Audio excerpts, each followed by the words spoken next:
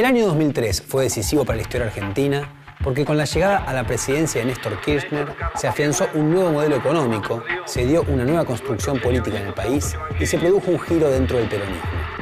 La crisis de 2001 había dado lugar a un vacío de poder, con 5 presidentes en 10 días, hasta que Eduardo Duhalde fue nombrado por el Congreso para terminar el mandato de la Rúa. Las elecciones para sucederlo debían darse en octubre de 2003, pero Duhalde se vio obligado a adelantarlas 6 meses por el descontento general que generó una represión a piqueteros en el Puente Pueyrredón, en Avellaneda, el 26 de junio de 2002, en el cual la policía asesinó a 2 militantes, Maximiliano Costecchi y Darío Santillán. Las elecciones iban a tener lugar en abril de 2003 y para ellas el radicalismo estaba muy debilitado después de la catastrófica gestión de Fernando de la Rúa, mientras que los nuevos partidos que aparecían no lograban perfilarse como una posible mayoría. Dentro del peronismo había distintas facciones y se decidió que no iba a haber una interna para decidir un candidato, sino que se presentasen los que quisieran. Hubo entonces 3 candidatos peronistas que se presentaron como si fueran partidos diferentes.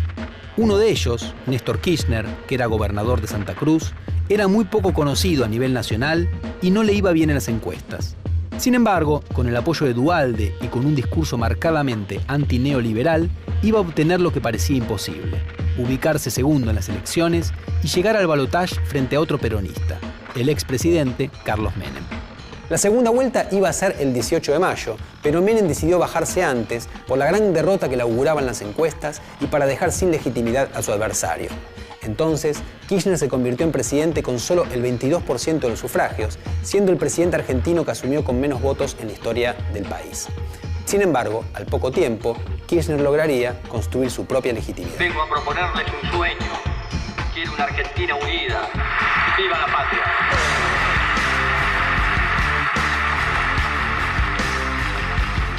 Con la asunción de Néstor Kirchner a la presidencia, se inició una nueva etapa en relación con las políticas oficiales de derechos humanos.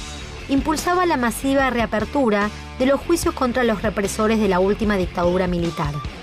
Alrededor de 220 oficiales militares retirados, exmiembros de fuerzas de seguridad y civiles fueron acusados y procesados, la mayor parte de ellos en las 2 grandes causas, la del primer cuerpo del ejército y la de la ESMA, que habían sido iniciadas luego del juicio a las juntas y que se interrumpieron por la ley de obediencia debida.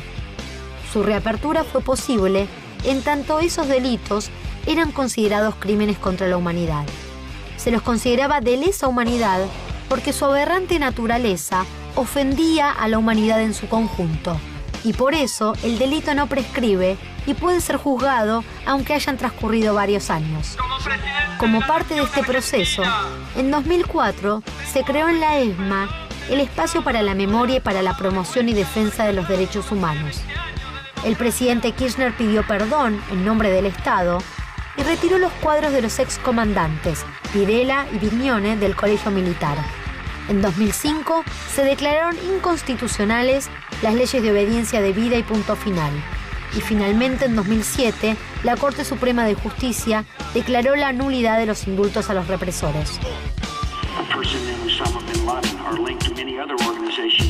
En el año 2003, Estados Unidos invadió Irak por segunda vez.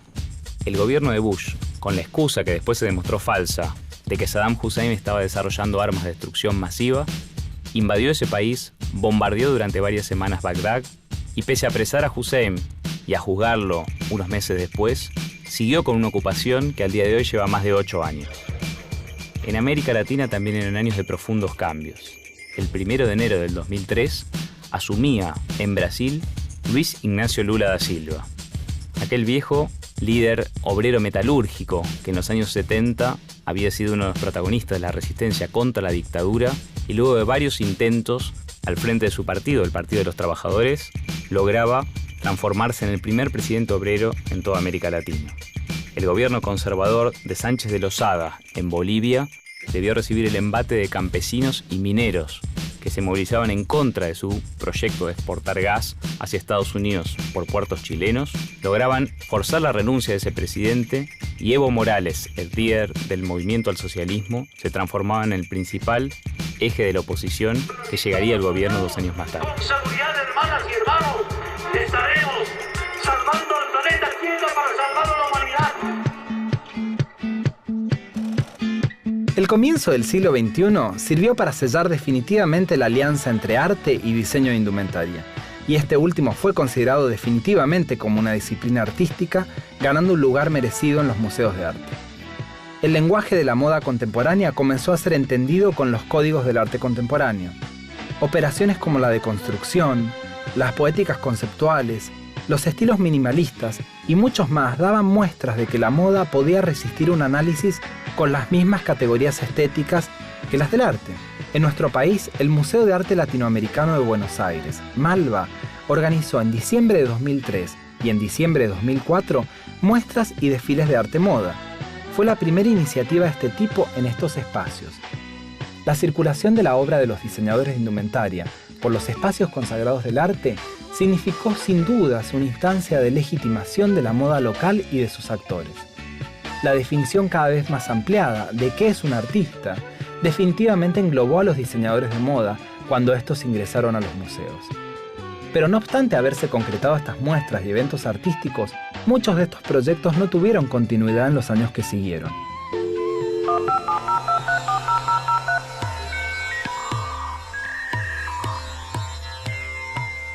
En el año 2003 se lanza el servicio MySpace, que se convierte en la primera red social masiva. La historia de estas redes sociales que generan nuevas formas culturales y de relaciones entre los individuos se inicia en 1971, cuando se envía el primer correo electrónico de una computadora a otra.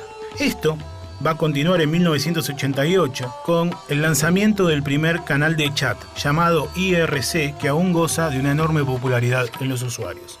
Hay que esperar hasta 1994 con GeoCities para tener la posibilidad de que cualquier usuario en cualquier parte del mundo pueda construir con mínimos conocimientos su propia página web.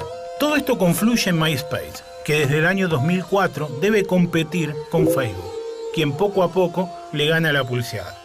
Con YouTube en el 2005 y Twitter en el 2006 se suman nuevas herramientas para que cualquiera pueda hacer conocer sus ideas entre amigos y extraños. Las redes sociales son hoy más sociales que nunca y se vuelven parte de nuestra vida cotidiana.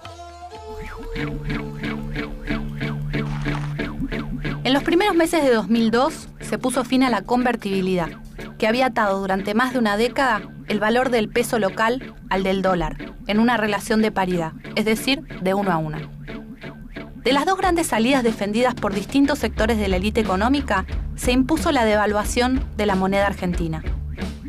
Esta salida devaluatoria tuvo varios efectos. Por un lado, implicó una brutal redistribución de ingreso en contra de los intereses de los trabajadores que cobraban su sueldo en pesos. Por otro, la devaluación cambió la estructura de precios relativos de la economía, promoviendo tanto las actividades de exportación como la producción industrial.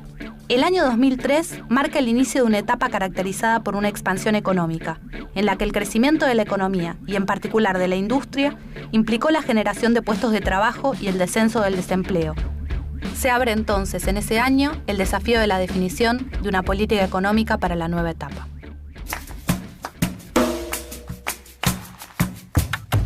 En 2003, Liliana Herrero ya era la voz del folclore argentino mejor situada para tomarle la posta, por así decirlo, a Mercedes Sosa. Desde fines de los 90 su figura venía creciendo al ritmo de una discografía de gran calidad musical y poética.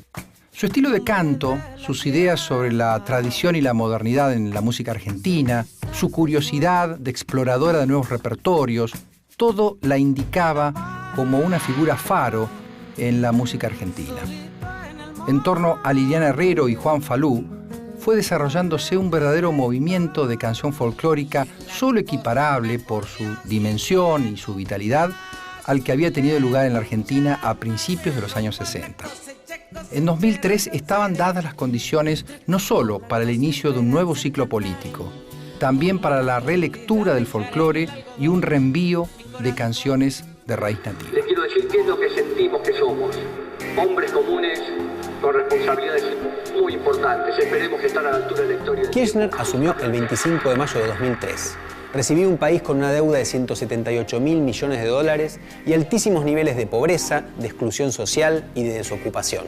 Para enfrentar todo esto, Kirchner decidió volver a darle al Estado un rol protagónico y avanzar en el camino del desendeudamiento hasta llegar a pagarle por anticipado su deuda al Fondo Monetario Internacional y así romper los vínculos político-económicos que habían imperado en la década del 90 y que implicaban una sumisión.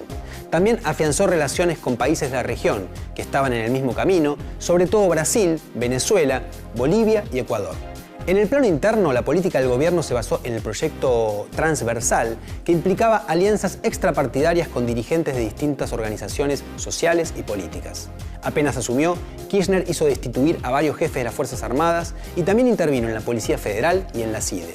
Reformó la Corte Suprema de Justicia, que venía siendo muy criticada desde los años de Menem por estar al servicio del Poder Ejecutivo, e impulsó los juicios contra los autores de crímenes de lesa humanidad en la última dictadura militar, para lo cual hizo anular las leyes de obediencia debida y punto final que los protegían desde la época de Alfonsín. Por todo esto, 2003 fue un año decisivo.